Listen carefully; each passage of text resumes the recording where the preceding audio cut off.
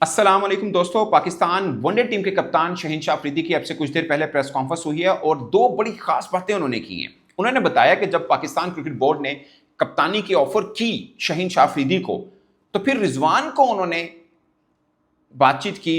वो क्या बातचीत थी उसके ऊपर फर्स्ट टाइम रिवील किया शहीन शाह अफरीदी ने। उन्होंने ये भी बताया कि जब टी20 का कप्तान उनको बनाया गया था तब उनकी बाबर आजम से भी एक बात हुई थी। ये दो बड़ी खास पॉइंट है जो पहली दफा शहीन शाह अफरीदी ने की है। उस पर बातचीत करेंगे। उन्होंने ये भी कहा कि अगर टीम को ऊपर लेके जाना है तो ये जिम्मेदारी सिर्फ बाबर, रिजवान और उन पर यानी शहीन पर नहीं होती। ये किस टॉपिक के ऊपर बात की, हसन नवाज के हवाले से उन्होंने एक बड़ी इंपॉर्टेंट बात की, उसके ऊपर बात करेंगे। और सबसे खास पॉइंट कि पाकिस्तान का पहला मैच हो रहा है श्रीलंका के साथ, पाकिस्तान की प्लेइंग 11 क्या हो सकती है। मुझे लगता है कि ये श्रीलंका के साथ जो सीरीज है पाकिस्तान की ज़्यादा टफ हो गया as compared to South Africa Pakistan की जो सीरीज हुई थी।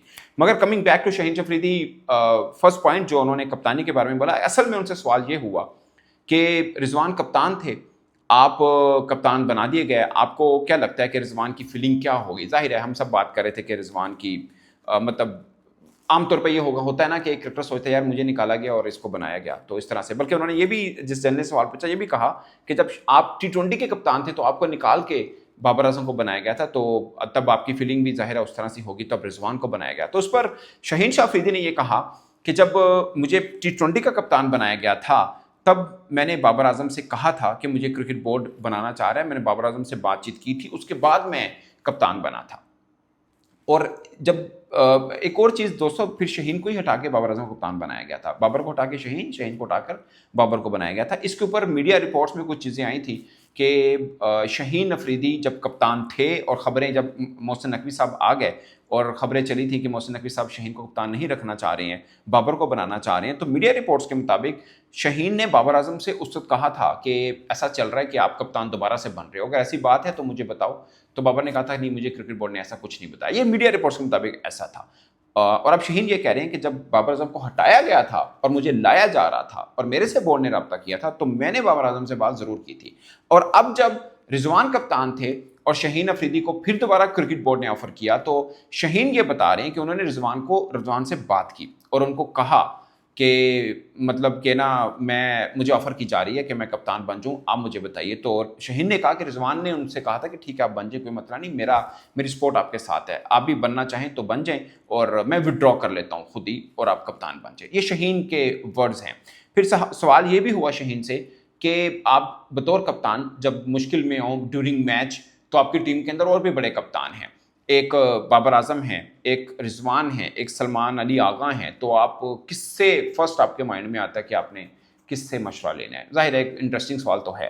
तो शहीन ने कहा कि पहली बात तो ये कि उनमें कोई ईगो नहीं है कि ये मेरे पुराने कप्तान थे, अब तो मैं कप्तान हूँ, मैं क्यों पूछूं। उन्होंने बोला मैं ईगो मेरे में बिल्कुल नहीं है, तो जो सिचुएशन होती है उसके मुताबिक मैं इन तीनों में से किसी से भी मशवरा कर लेता हूँ, मेरे लिए कोई प्रॉब्लम नहीं है। मैं मतलब वो मेरे कॉलीग भी हैं, टीममेट भी हैं, एक्स कैप्टन भी हैं, तो मैं किसी से भी मशवरा कर लेता हूँ। और मतलब सलमान आगा एक्चुअली में टी20 के कप्तान है, तो मेरे लिए कोई प्रॉब्लम नहीं, मैं उनसे मशवरा कर लेता हूँ। तीनों से ही हो जाता है, या जिससे मुनासिब लगे मैं बात पूछ लेता हूँ।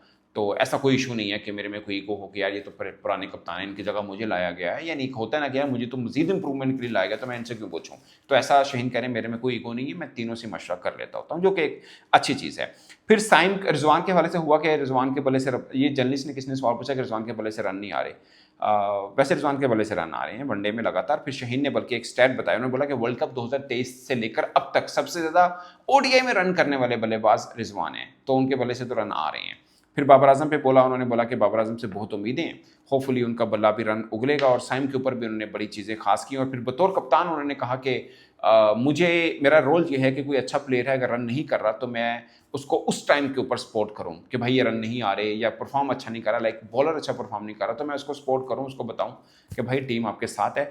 एज ए कैप्टन कितना रोल होना चाहिए प्लेइंग 11 में भी और टीम सिलेक्शन में भी। तो शहीन ने बोला कि बहुत रोल चाहिए कप्तान को, उसको आज़ादी चाहिए कि जो टीम वो बना रहा है उसमें उसकी मर्जी हो। ये बात सही है, मैं हमेशा ये एग्री करता हूँ। जितने भी बड़े कप्तान हैं जो आपको कामयाब कप्तान मिलते हैं, चाहे रोहित शर्मा हो, चाहे आप मतलब संगाकारा को देख लें, जयवर्धने को, पैट कमिंस को, जिसका भी, एम एस धोनी, जो उनकी मर्जी टीम उठा के देख लें। इवन कि बाबर आजम भी जब कप्तान थे ना, उनकी मर्जी की टीम होती थी, जो चाहते थे प्लेयर वो उनको मिलता था। एंडिंग टाइम्स की बात नहीं कर रहा, उससे पहले की, यानी अब जो सेटअप आया है उसकी बात नहीं कर रहा, क्योंकि इसमें तो खिचड़ी बन गई ना बुरी तरह से। उससे पहले की, खासकर रमीज राजा के टाइम पे बाबर आजम को खुली आज़ादी थी, कौन से 15 कौन से 11, बाबर आजम को कोई रोक टोक नहीं थी। ये हम खुद इस चीज़ के जिसे बोलते हैं कि गवाह बना लें, जो मर्जी समझ लें। तो शाहीन की ये बात ठीक है, अगर कप्तान है तो उसको, मैं तो जब रिजवान कप्तान थे तब भी ये कहता था कि रिजवान को अगर कप्तानी चेक करनी है तो उसको टीम तो उसकी मर्जी की दो। अब भी मैं कहूंगा शाहीन की कप्तानी चेक करनी है, टीम उसकी मर्जी की होनी चाहिए। अगर उसकी मर्जी की टीम नहीं है तो फिर किस चीज़ की कप्तानी आपने चेक करनी है? फिर तो आपने बस टॉस के लिए कप्तान रखा हुआ है ना, या आपने लड़के दे दिए भाई इन्होंने खिला लो, ये तो नहीं है। कप्तान है तो पूरी आज़ादी होनी चाहिए, 15 में भी आज़ादी होनी चाहिए, 11 में तो होनी चाहिए। सो ये उनकी बात बिल्कुल ठीक थी। और हसन नवाज के बारे में उन्होंने ये बोला कि हसन नवाज एक की क्रिकेटर हैं, एक तो उनके यहाँ बच्चे की पैदाइश हुई है, तो हम चाह रहे थे वो फैमिली के साथ टाइम गुजारें, शाहीन ने ऐसा बोला।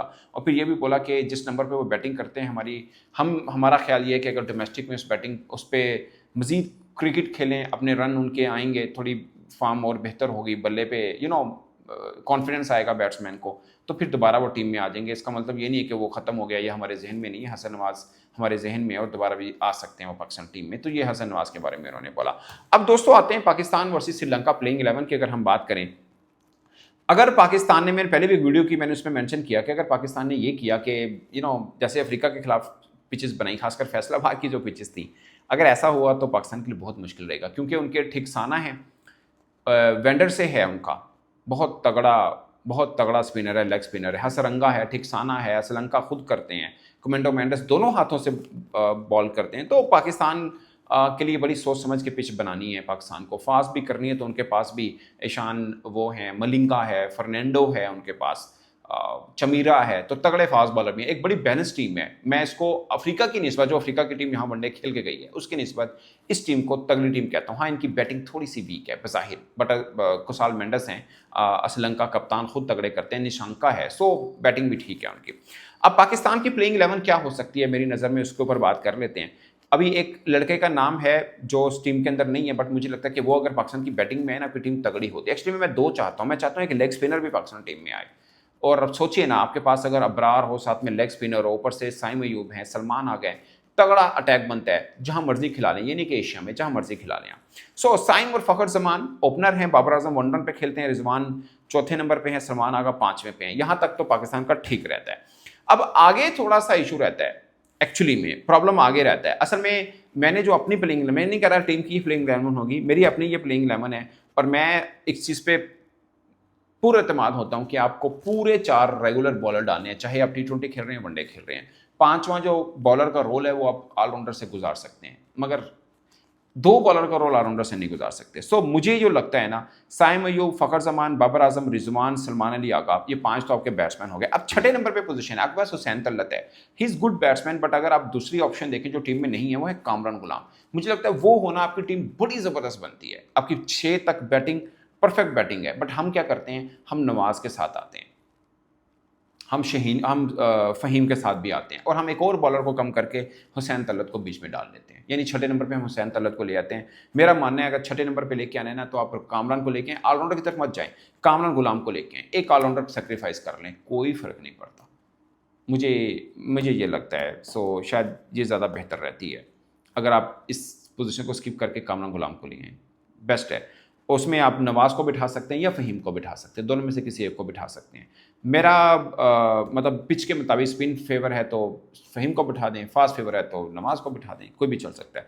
बाकी 2 रेगुलर स्पिनर होने चाहिए, एक फैसल अकरम इसी टीम में से अगर देखें जो ऑलरेडी स्क्वाड है वो खेलने चाहिए, दूसरा बरार खेलने चाहिए, सही बन जाएगा आपका। ये मत देखें कि आपके पास तो साइम भी है, आपके पास नवाज भी है, आपके पास नवाज नहीं बनता फिर अगर फैसल अकरम खेलता है। एक ऑलराउंडर की कुर्बानी दे दें, कोई फ़र्क नहीं पड़ता। सो शाहीन, वसीम जूनियर, मेरे फास्ट बॉलर 2 ये हैं। शाहीन चूँकि कप्तान है, वसीम जूनियर मुझे लगता है कि वनडे में ही इज़ द बेस्ट, उनको होना चाहिए। बाकी 2 रेगुलर स्पिनर अबरार और फैसल अकरम, ये बनता है मेरे ख्याल में पाकिस्तान का।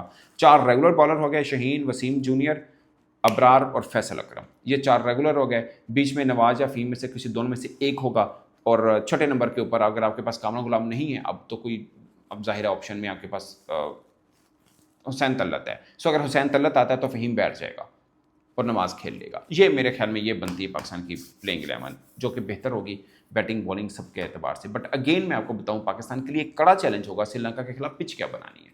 फास्ट भी उनके ठीक हैं, स्पिनर तो बहुत तगड़े हैं उनके, और बैटिंग उनकी थोड़ी सी कंपैरेटिवली वीक है, फास्ट अटैक शायद हमारा बेहतर है उनसे, बट अगेन पिच कैसी है वो देखना जरूरी रहेगा। इस पर दोस्तों अपनी राय कमेंट के सूत्र में जरूर आएगा। मेरी तरफ से इतना ही, इजाजत दीजिए, अल्लाह हाफिज़।